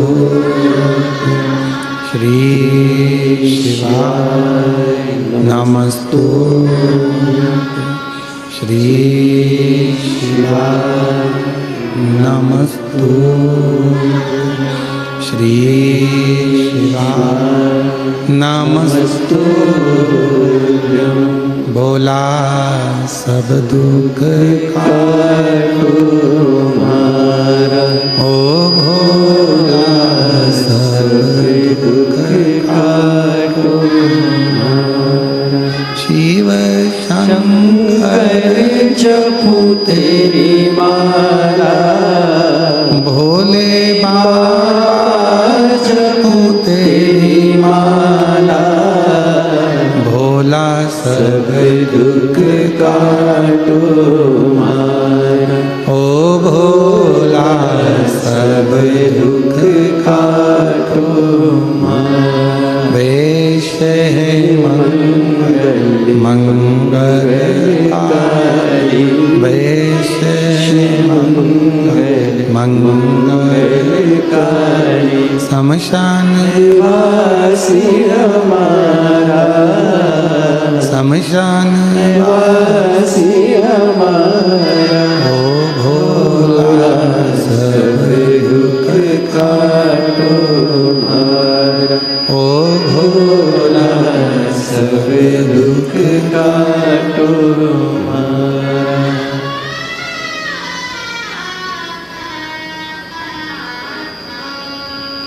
बाबा देवादिदेव महादेव, भगवान शिव, ओगड़दानी, तरकालदर्शी, कैलाशी, विनाशी, भगवान शिव की कथा कर रहे, सुंदर प्रसंग वर्णन कर रहे। माँ नील सरस्वती के भाव से शंख पुष्पी का पुष्प भगवान देवादिदेव महादेव को समर्पित किया जाता। आगे वर्णन आया माँ सती जो कुंभज बाबा के यहाँ कथा सुनने के लिए गई थी और शिव की परीक्षा ले लेती हैं, शिव त्याग कर देते हैं। कुंभज बाबा के आश्रम से आने के बाद में अपने ही पिता के घर में यज्ञशाला में जलकर भस्म होती हैं। हिमालय राज के घर में मैनावती जी के गर्भ से उनका प्रागट्य होता है और माँ पार्वती के रूप में अवतरित होती है। शिवजी के साथ में उनका मंगल विवाह होता है। भगवान देवाधिदेव महादेव माँ पार्वती की जी के साथ में उनका मंगल आनंद में विवाह का क्रम होता है। निवेदन है, विवाह का मतलब केवल वो नहीं कि वाह वाह लूटी जाए। विवाह का मतलब होता है जहाँ एक दूसरे के स्नेह के प्रति आदर का भाव, सम्मान का भाव। बहुत धन होगा तो विवाह श्रेष्ठ है, बहुत पैसा होगा तो विवाह श्रेष्ठ है, नहीं। एक लड़की के माता पिता और एक लड़के के माता पिता, एक लड़की और एक लड़का, दो परिवार जब आपस में मिल रहे होते हैं तो उनमें धन की मूलता नहीं, मन की मूलता होना चाहिए। पर आज के जमाने में विवाह को केवल धन तक लाकर छोड़ दिया गया, मन तक विवाह नहीं रहा, उसको मन तक लेकर। मेरे ओघड़दानी मेरे शंकर भगवान माँ पार्वती जी के साथ विवाह हो रहा है। जोरदार ताली बजाएं, शिव पार्वती पधार रहे हैं। सुंदर आनंदमय मंगलमय भगवान शंकर का विवाह पार्वती मैया के साथ में हो रहा है। माँ जगतजननी पार्वती मैया भगवान शिव जी के गले में जयमाला पिना रही हैं। जोरदार ताली बजाइए, हर हर। भगवान शंकर पार्वती मैया के गले में जयमाला देते हैं, हर हर महादेव। सुंदर आनंदमय आज द्वितीय दिवस की कथा यहाँ विराम हुई है। 3 दिन कथा के और बचे हैं। बड़े भाव से आनंद से कथा का रस तत्व ग्रहण करें। नकपुरा जिला दुर्ग की यह पवित्र भूमि 1 बजे से 4 बजे तक ये कथा चल रही है। ये कथा 21 तारीख को विराम हो जाएगी। फिर 24 तारीख से 28 तारीख तक दिसंबर के महीने में सुंदर 5 दिवसीय मुंबई वालों को महाराष्ट्र की पवित्र धरा पर मुंबई क्षेत्रवासियों के भाग्य खुले हैं। जो ये पवित्र कथा पोद्दार स्कूल के पास में JP infra complex Hatkesh Mira road east Mumbai में ये कथा प्रारंभ होगी, जिसका लाभ आप और हम लेंगे। 5 दिन की कथा मुंबई वासियों को प्रार्थना करने के लिए और सुनने के लिए प्राप्त हो रही है। सारे मुंबई वाले बड़े भाग्यशाली हैं, किस्मत वाले हैं। हर हर महादेव। आरती प्रारंभ होगी। बड़े भाव के साथ आरती का क्रम आप और हम सब आनंद लें। भगवान शिव की मंगलमय आरती करें।